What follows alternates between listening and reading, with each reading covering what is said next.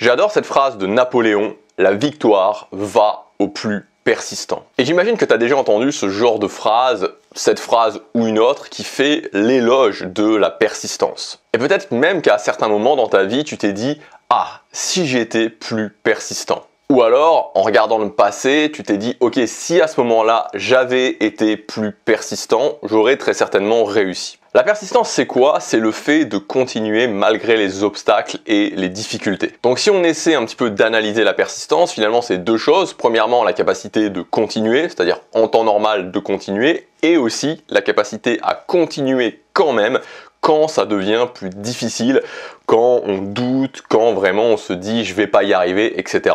Donc dans cette vidéo, je te propose de voir plusieurs clés pour développer ce muscle de la persistance. La première chose, la première clé, et je pense qu'elle est vraiment très importante, c'est tout simplement le fait d'y croire. C'est-à-dire de réellement penser que être plus persistant, développer ma persistance, développer ce muscle de la persistance va me permettre de mieux y arriver. Ce que j'ai pu remarquer en fait, c'est que tout le monde n'y croit pas. C'est-à-dire qu'il y a toute une catégorie de personnes qui pensent pas vraiment que c'est la persistance qui permet de gagner. Il y a toute une catégorie de personnes qui finalement pensent que c'est plutôt l'intelligence, la tactique, le talent, tu vois, un petit peu cette sphère-là. Et donc, finalement, ce que je veux te dire ici dans cette première clé, c'est que si au fond de toi, quand on te dit, si par exemple je te dis une phrase comme celle que je t'ai dite au début, voilà, de Napoléon, la victoire va au plus persistant, et qu'à l'intérieur de toi, il y a quelque chose qui te dit, je pense pas que ce soit vrai, alors, finalement, c'est que tu n'y crois pas, et finalement, si tu n'y crois pas, c'est tout à fait normal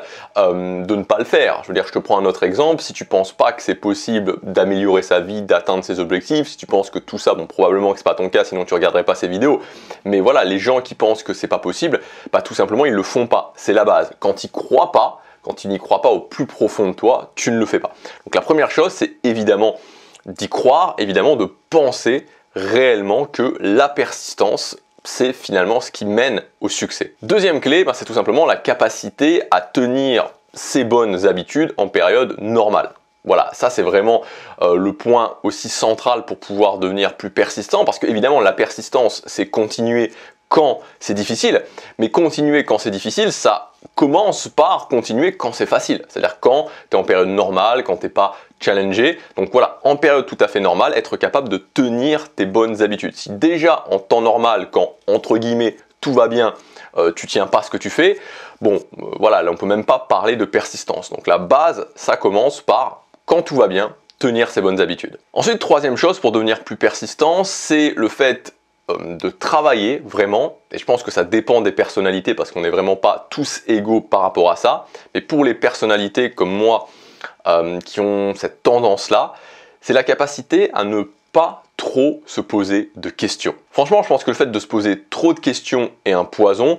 Moi, je peux le voir, notamment en coaching, c'est-à-dire que voilà, là j'ai repris pas mal de coaching depuis, on va dire, début 2023, des coaching business, et je le vois, je veux dire, je le sens chez certaines personnes, je le ressens chez certaines personnes où on est à une étape de construction de leur business, et elles sont déjà en train de se poser 2000 questions sur la suite, probablement où la plupart des choses, ça ne se posera jamais. Soit ça ne se posera jamais, soit c'est des questions sur lesquelles actuellement, tout de suite, maintenant, on n'a pas de réponse. Donc c'est pour ça que si vous voulez devenir persistant, il faut vraiment encadrer ces questionnements.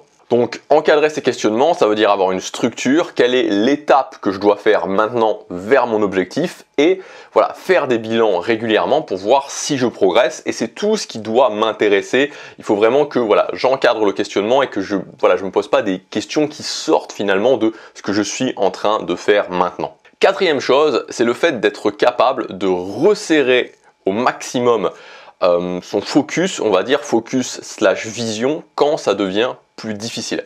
Qu'est-ce que ça veut dire?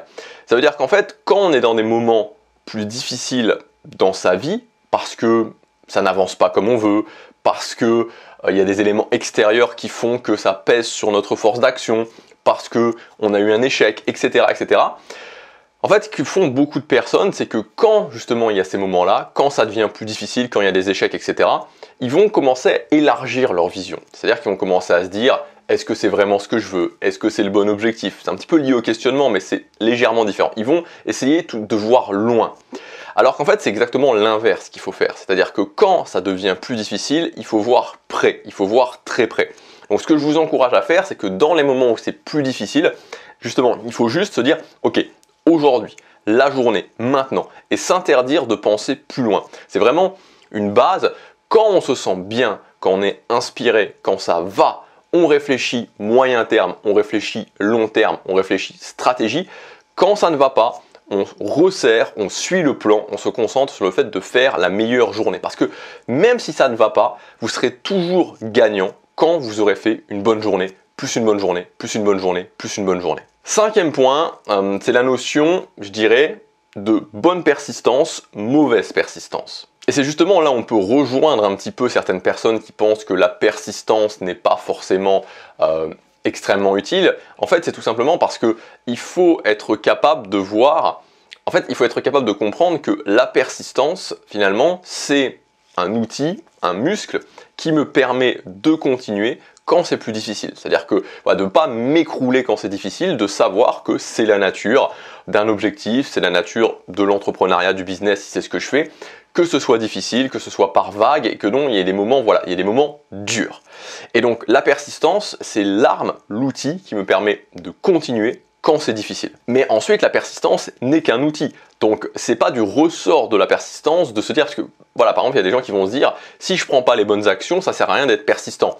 Évidemment, c'est-à-dire que si je vais à la salle de musculation et que je fais n'importe quoi comme entraînement, ça sert à rien d'être persistant et de continuer à y aller parce que ça va pas me mener au résultat que je veux. C'est pour ça qu'il faut bien délimiter les choses et bien comprendre que la persistance, ce n'est pas de la stratégie. La persistance, c'est l'outil qui me permet de continuer quand c'est difficile.